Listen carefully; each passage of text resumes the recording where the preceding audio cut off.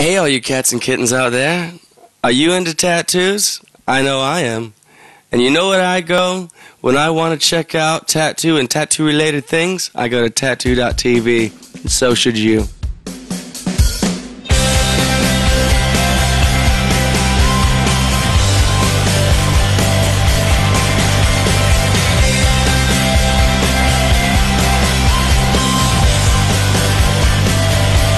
I'm joined with Steve Forrest, the drummer from Placebo. Thank you so much, Steve, for taking the time to chat to us here. Oh, thank you for chatting with me. How are you doing? Oh, I'm very well, thank you. Excellent. Okay, well, you've been in Placebo just a little bit over a year now.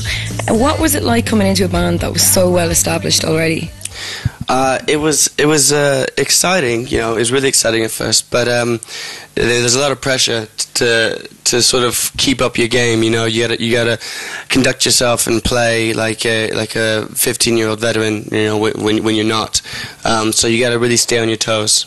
Exactly. Did you feel that there was a lot expected of you? Yeah, and there still is, you know. I mean, but you did pretty well, you know. Oh, thanks. I'm doing my best, you know, to keep it real. And Battle for the Sun was your first album to record with the band. Can you tell me a little bit about the recording experience? You recorded it in Canada, right? Yeah, we were in Toronto, and we recorded it. The studio actually was in the middle of nowhere. I mean, really far out of the city. So it didn't offer a whole lot of distractions, which was good. So we would go in and spend 12-hour days just head down working, and you know, that's why we recorded about 18 or 19 tracks in 2 months. You know, wow. It was lovely. You know, working with Dave Botcher was a wonderful experience, and he brought out the best in us and the songs. Yeah, he of course produced like stuff for Silverchair and then AFI's album this year, Crash Love. Oh yes, he did. Us. Yes, yeah, there you go. But he's moving on to After Us. Yeah. And what do you feel that this? You know, such a common question. Why pick him? Well, because you know he makes really dynamic albums. If he can go from Tool to Daya, to Silverchair to then why not? Obviously, why not Placebo? At this time, AFI wasn't in the question, so we just asked Daya to Tool. We knew he made big records, really good sounding records, and 5 Grammys help. So yeah, that's pretty impressive. Like. And meeting him, he was a really good guy. He was easy to get along with, and he was specific on what he thought the songs needed and could do without. So he made very clear notes, and it just felt right. And so we said, why not? And we all agree that we would love to work with him again in the future. It's excellent. Brilliant. And I know that you're only in the band a year, as I previously said, but what have the guys been up to for the past 3 years? I mean, the last album was Meds in 2006.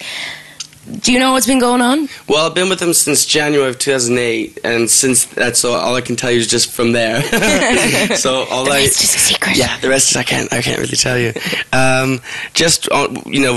Obviously we between Meds and this, we tour for the band tours for 2 years. It takes about a year to make a record, then 2 years touring, so that's 3 years in itself. So between the release, of they got tour in September of 2007, and we were in the studio. When we were starting to write the record, about March of 2008.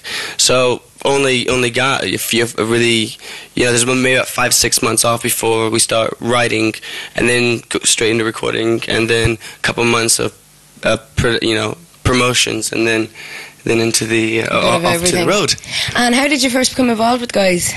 I used to open up for them in a band called Everline. Of course, yeah, which was you were with them for quite a while. Yeah. That was my first proper band. Together since we were 15, sort of thing. And we ended up opening it for Placebo, and that's how we initially met. And so when I found out that they needed a drummer, I needed a band at the time. So called them up, and we got in contact. They said, yeah, come to London, hang out and jam. And were you a Placebo fan growing up? No, not at all, honestly. The first time I heard their music was in 2006. They didn't really get pushed in the United States too much, so it wasn't until I saw them live that I became a fan. Excellent. Yeah, when I opened up for them, I was like, oh, cool. I thought there was going to be some crazy story like, ever since I was a boy. Yeah. Dreamt. Yeah. I used to dream I'd be on stage with Brian and Stefan.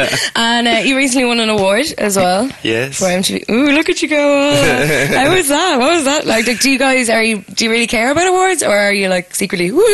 It's hard to tell you. I think we may have different opinions on them.